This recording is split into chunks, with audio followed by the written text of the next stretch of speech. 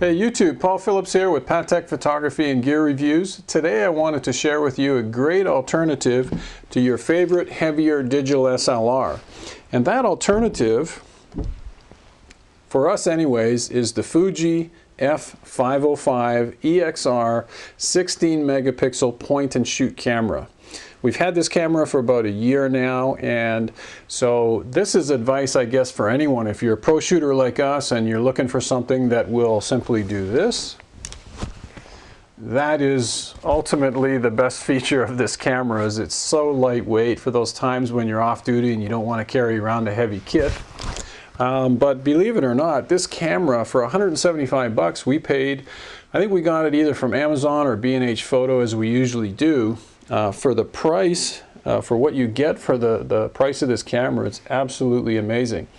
16 megapixels, you can take JPEG images or RAW images, your choice. You've got quite a range on the settings for the size of the images.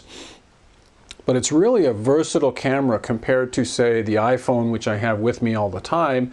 The iPhone is great and I love it for what it is. It takes 5 megapixel images, but when I want something with more versatility, or as a backup to this, or I'm just doing some scouting around and I want to get good sharp images, 16 megapixels does the job really well, especially when you consider this is 10 megapixels.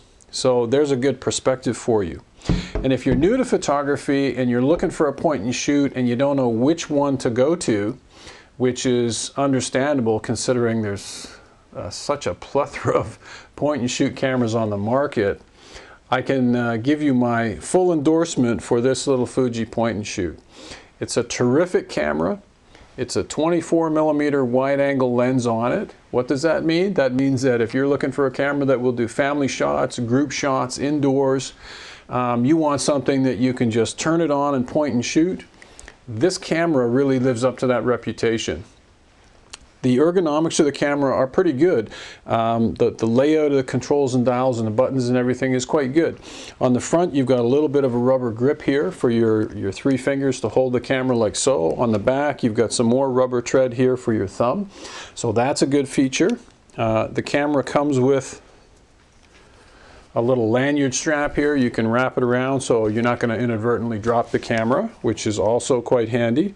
The main controls on the top of the camera, you've got an on-off button. You have your zoom button here, zoom in, zoom out through this little lever.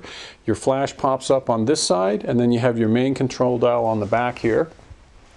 And so this black dial here, set it to EXR and forget it. All you got to do is turn the camera on, point and shoot and take your picture with this camera, and the EXR mode will pick from over a dozen different scene modes, and it'll determine whether there's a face in the photo, there's an animal in the photo, it's a nighttime, it's party, it's fireworks, da-da-da-da-da-da.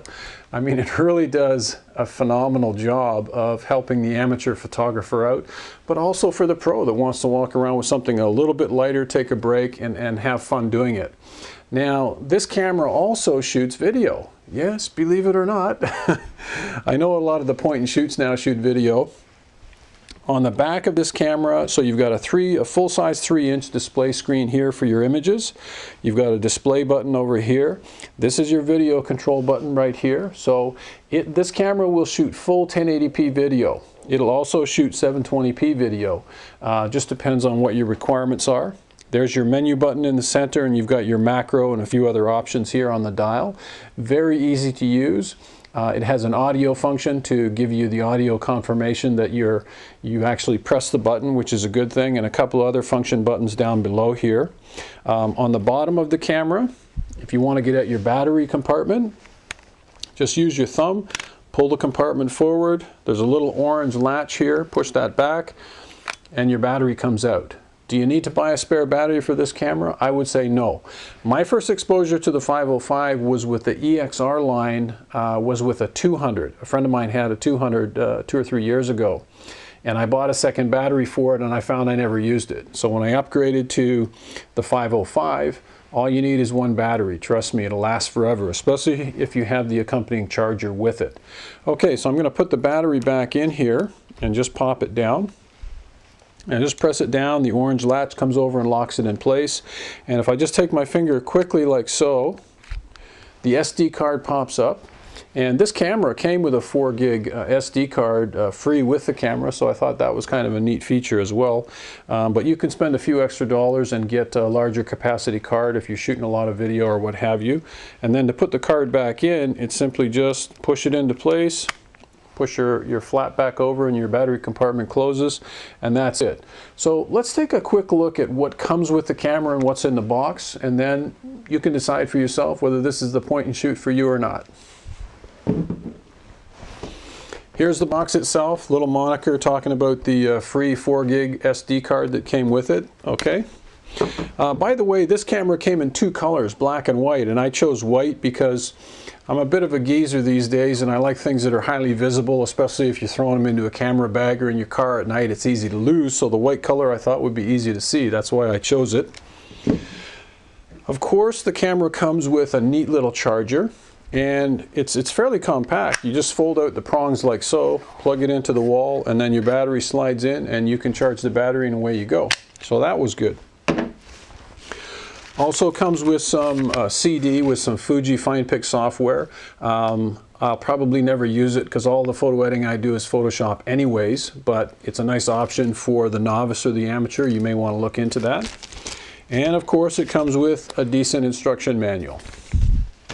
And last but not least, you get a cable that allows you to plug the camera into your laptop or computer to get the images off the camera and into the laptop. Now, most photographers, pros anyways, use a card reader, but most cameras will come with the additional USB cable here, so you can plug into your laptop and get the images right into the laptop straight away. So that's a good feature as well. One of the last things I wanted to talk about, I did a review recently on the R-strap for my digital SLR camera, and the review was basically talking about a little pouch, an accessory pouch that comes from the Black Rapids company, the same company that makes the R-strap. And I thought, I'm doing a review on this little point shoot. I've got the Bryce, their accessory pouch that I reviewed is called the Bryce. I wonder if it would fit. And sure enough, I think I've got this open here. Here's the Fuji 505. Slides right into the Bryce and away you go. And the deal on the Bryce was simply that it was one of the few pouches that I could find where the loops would allow you to mount the pouch vertically. So if you've got a shoulder strap from a backpack and you want to wrap this around that shoulder strap, you can do it. And so I thought, geez, that's great. I mean, you could also put it on your belt as well, but the Bryce fits the 505, so there you go. Good recommendation on a point and shoot camera, and a little case to hold it with. And you still have room for, you know, there's a couple of plastic pouches in here for SD cards. So there you go. Last but not least, let's take a look at some of the functionality that you have on the main control dial. So as I said earlier, if you just want to do point and shoot, set it on EXR and forget it. The camera will take the picture for you. It looks at the scene.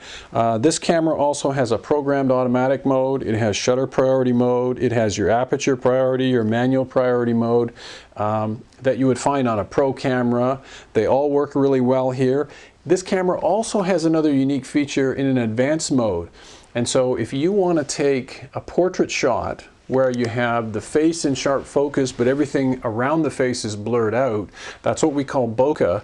This camera will do that as well in the advanced mode. So that I thought was a really cool feature also built into this camera as well. So my best advice is, without making this video too long, for $170, give or take, if you're looking for a point and shoot as a backup to your DSLR, or if you're a beginner and you don't know which point and shoot to choose, take a look at the Fuji